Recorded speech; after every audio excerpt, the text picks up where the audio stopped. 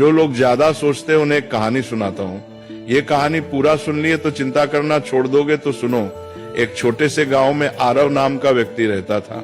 आरव बहुत मेहनती था, लेकिन उसकी एक आदत उसकी शांति छीन चुकी थी, बेहद चिंता करना। सुबह उठते ही वो सोचता, कल क्या होगा, पैसा रहेगा या नहीं, लोग क्या कहेंगे, परिवार सुरक्षित रहेगा या नहीं।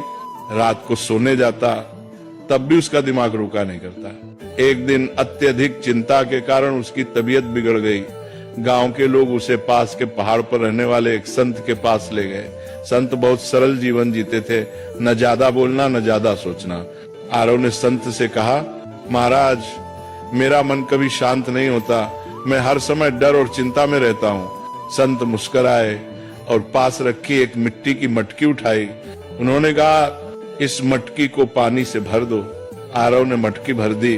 फिर संत बोले, अब इसे सिर पर रखो और चलो, लेकिन एक शर्त है, अगर एक बूंद भी गिरी तो तुम असफल हो जाओगे।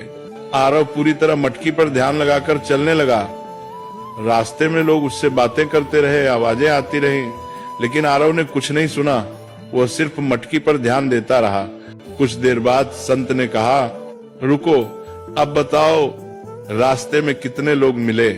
आरव बोला, महाराज, मुझे कुछ पता नहीं, मैं तो बस मटकी बचाने पर ध्यान दे रहा था।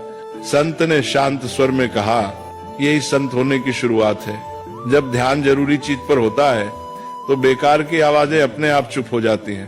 तुम्हारी चिंता इसलिए है क्योंकि तुम उन चीजों पर ध्यान दे रहे हो जो अभी हुई ही नहीं। फिर संत ने आगे कहा, जो तुम्हारे हाथ में है कर्म, उसे ईमानदारी से करो। जो तुम्हारे हाथ में नहीं, भविष्य से भगवान पर छोड़ दो। यही संत का मन है। उस दिन आरव समझ गया, संत होना जंगल में जाना नहीं है, संत होना मन की अनावश्यक चिंताओं को छोड़ देना है। धीरे धीरे आरव ने चिंता कम की, वर्तमान में जीना सीखा, और वही व्यक्ति जो कभी बेचैन रहता था अब दूसरों को शांति की सीख देने लगा।